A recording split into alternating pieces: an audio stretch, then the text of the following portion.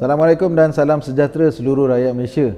Jangan benarkan, jangan berikan akses atau elakkan anak anda menggunakan media sosial yang berwarna biru, merah, oranye, hitam dan sebagainya. Anda tahulah media sosial apa yang saya maksudkan. Kerana apa?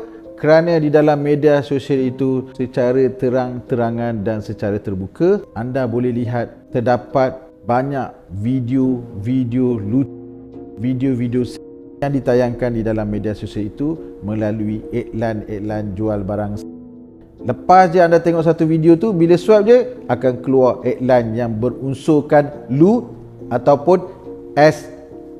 Antara video lain yang dapat dilihat secara terang-terangan ialah, saya tak tahu kerana apa, lately ni kita kerap akan nampak banyak video-video yang berunsurkan L, lelaki dengan lelaki, wanita dengan wanita. Secara terang-terangan kita boleh lihat.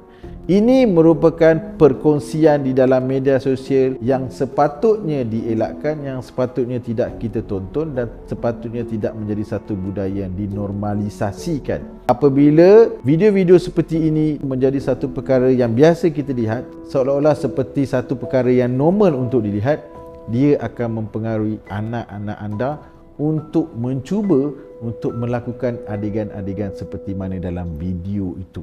Dia ada rasa ingin tahu, dia nak rasa, dia nak try dan dia rasa benda ni tak salah. Sebab dia tengok secara terang-terangan dalam media sosial tu ada, dia boleh lihat. Budak-budak ni bila dia biasa tengok, dia anggap benda tu normal dan benda tu tak salah. Akhirnya anak kau yang ada dalam video itu. So, macam mana nak buat? Senang je. Bagi handphone, guna untuk belajar sahaja. Selain pada tu, jangan. Dan yang paling penting, educate, ilmu agama kena cukup. Kalau kau tak bagi handphone, ilmu agama tak bagi, educate pun tidak, itu pun akan merosakkan dia juga. So benda ni kena balance. Apa pun handphone tu, anda sebagai ibu bapa, anda kontrol penggunaan handphone kepada anak-anak anda.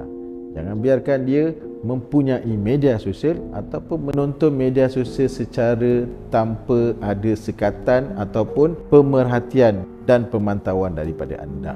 Agensi kerajaan syarikat swasta nak saya hadir ke lokasi anda untuk menyampaikan segala ilmu tentang keselamatan digital, bagaimana untuk menjadi masyarakat pengguna digital yang bijak, elak daripada menjadi mangsa scam. Saya akan hadir ke lokasi anda. Syarikat swasta yang mencarum dengan HRDC, jangan risau, HRDC akan tanggung saya untuk hadir ke lokasi anda.